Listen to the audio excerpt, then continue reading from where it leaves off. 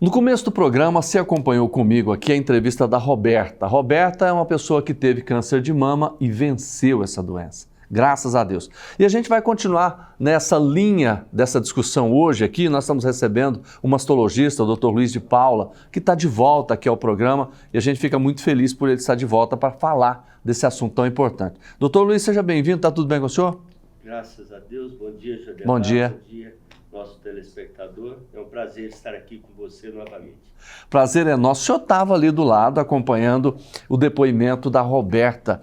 É uma situação difícil, não é, doutor? O senhor trabalha nisso, acompanha casos para todos os dias sobre isso, né? Então a gente quer que o senhor realmente fale com a gente sobre essa experiência que o senhor está tendo. É todos os dias. Isso é muito importante, o depoimento dela? É muito importante, que como eu comentei, é uma experiência em vivo, né? Ela recebeu o diagnóstico e diante do fato de estar com essa doença, é uma mudança que ela vai passar por alguns processos. O primeiro processo que ela passa é um processo de negação, né? Imediatamente ela se nega que está com essa doença. Posteriormente, ela passa por um processo de ira, de revolta. Primeiro, ela pensa que não é verdade. Que não é verdade, que aquilo não está acontecendo com ela. Né? Que aquilo poderia estar acontecendo com todo mundo, menos com ela. Posteriormente, ela tem o processo de ira, de raiva, de revolta. E o terceiro processo é o processo de barganha, de troca. Não, eu vou perder as minhas mamas, mas eu vou ficar curada. Né? Parece que é o processo que ela está passando. E o quarto processo, Jodevar, é o processo da aceitação. Tem pacientes que fazem esse processo durante a consulta. Durante a consulta do diagnóstico, ele faz os 4 processos. Tem pacientes que gastam dias, outros gastam meses, outros chegam no meu consultório depois de 15, 20 anos, negando que tem a doença. Então, depende de cada um. Qual é a importância dele vencer esse processo mais rápido? Ele aceita melhor o tratamento. A partir do momento que ele aceita melhor o tratamento, vivencia, ou seja, ele coloca cara a cara com aquilo que ele precisa fazer, que aquilo que ele vai ser submetido, até a resposta à quimioterapia, à cirurgia, a evolução pós-operatória, é tudo melhor. Além do emocional, né? Que saúde é bem-estar físico, mental e social. Se o mental não está bem, o emocional dela, o físico não acompanha. Doutor, ela falou um negócio, eu queria a opinião do senhor. Ela teve o câncer de mama, né? Na hora de fazer a retirada, não te retirou só uma. Ela preferiu retirar as 2. Isso é indicado? É melhor ou não? É um assunto meio controverso.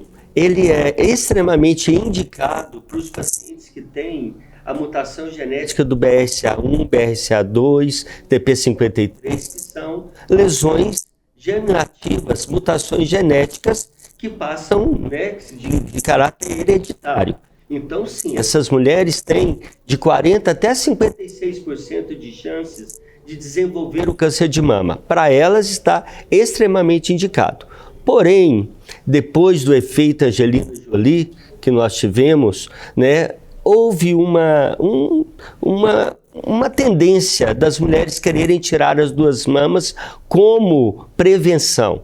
Nós chamamos isso de mastectomia redutora de risco.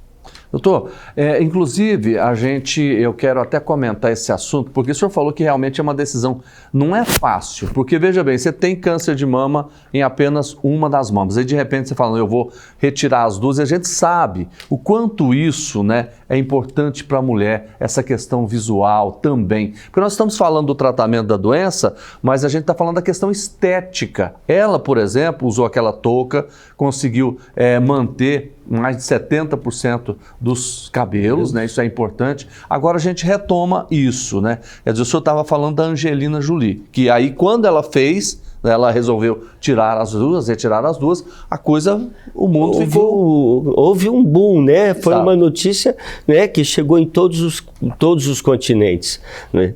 Então, assim, fazer adenomastectomia chama adenomastectomia bilateral, porque de um lado você faz a cirurgia curativa, Do outro lado, você faz uma cirurgia preventiva, ou chama adenomastectomia redutora de risco. Tem que ser conversada com o paciente, o médico, o familiar, porque isso não tem volta. Igual o que eu vi, ela tirou as 2 mamas e não reconstruiu. Hoje nós temos técnicas que nós retiramos o câncer de um lado, já fazemos a reconstrução de imediato. Imediatamente? Imediatamente, e do outro lado já fazemos a adenomastectomia bilateral. Quando eu falo, Jodevar, adenomastectomia bilateral ou adenomastectomia, é porque eu estou conservando o complexo areolo-mamilar. Ou seja, eu conservo a areola e o bico do peito, que é o mamilo, a papila. Então, quando você retira e coloca uma prótese, a mulher fica perfeitamente, né? Então, assim, estável. Isso emocionalmente para a mulher é muito bom, para a família é muito bom, para o convívio conjugal é muito bom, né? E o fato dela olhar-se no espelho e se sentir bonita, né? Novamente, não pelo fato de estar com câncer.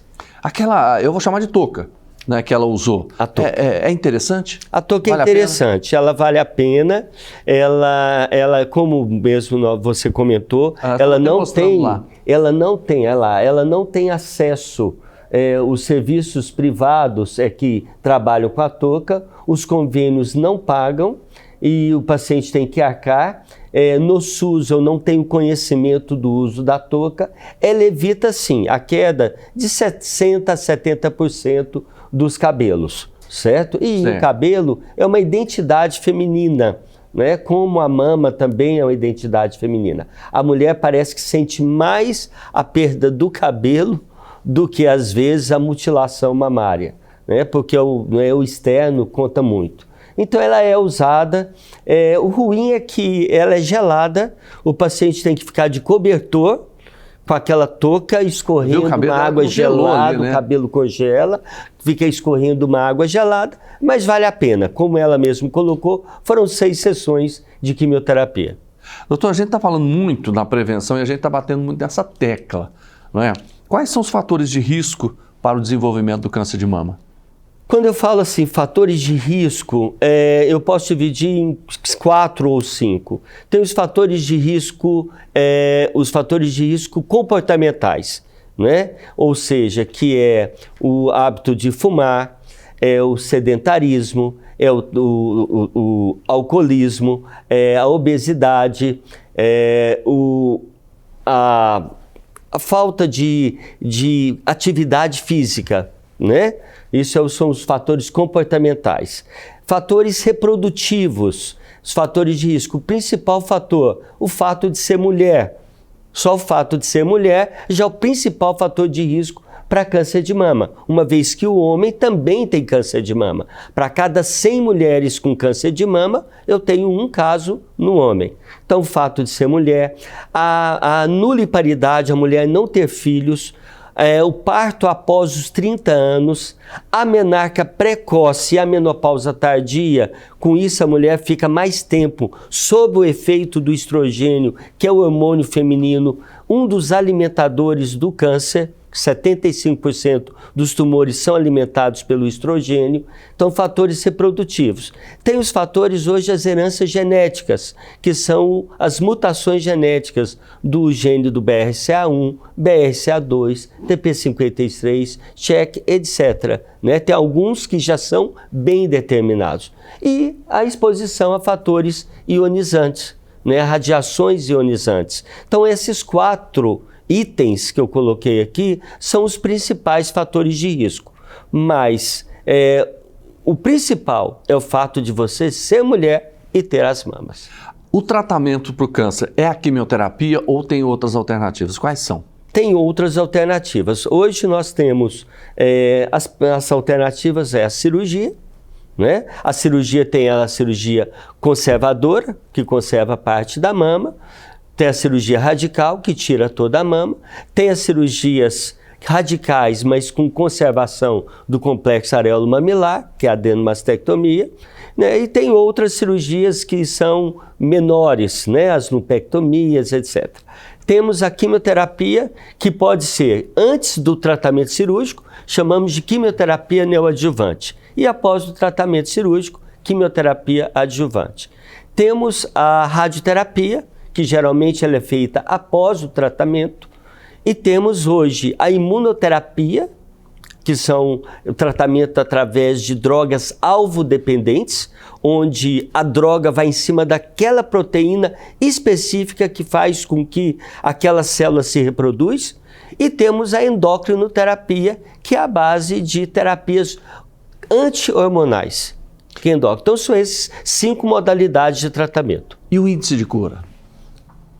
Se for diagnosticado precocemente, 100%. Sabe? Eu falo que eu sou um médico feliz, porque eu até me emociono para falar que eu acredito que tem mais de 15 anos que eu não vejo, eu não perco nenhum paciente meu.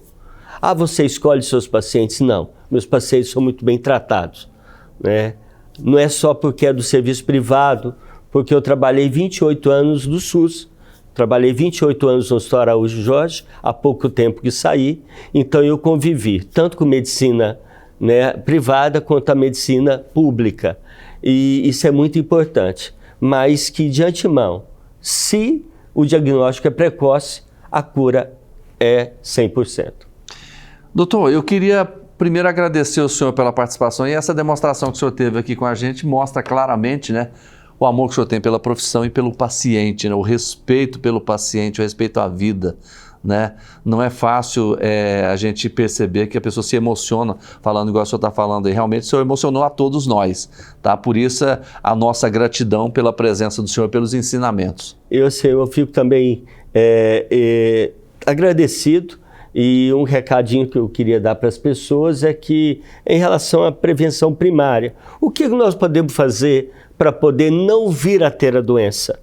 Né? Porque quando a gente fala de diagnóstico precoce, eu falo de prevenção secundária, mas a prevenção primária, ou seja, você fazer atividade física, ter uma alimentação saudável, evitar os vícios como o alcoolismo, o tabagismo, fazer as consultas periódicas, ir ao seu médico periodicamente, fazer a mamografia a partir dos 40 anos, de ano em ano, se você tiver mamas densas, fazer a ultrassonografia, se for uma paciente de risco, fazer a ressonância nuclear magnética. Eu li um artigo ontem que o exame físico, ou seja, o toque do médico, tem chances de diminuir a mortalidade em 29% de câncer de mama. Não é? Ainda mais que nós estamos esperando para esse ano 73.610 casos no Brasil. Então, eu peço para todas as mulheres, para os familiares, procurem o médico, vá, faça seus exames periódicos, a cura ela é sagrada. E o mais importante como prevenção, a paz de espírito e a religiosidade. Nós não podemos perder isso. Se nós perdemos a fé, nós perdemos a garantia da vida. Exatamente. Com muita fé, a gente vai seguindo. Doutor Luiz de Paula, obrigado pela entrevista, pela lição. Eu agradeço. Muito obrigado. Volte mais vezes. Oportunidade. Estarei aguardando o convite. Tá certo, olha.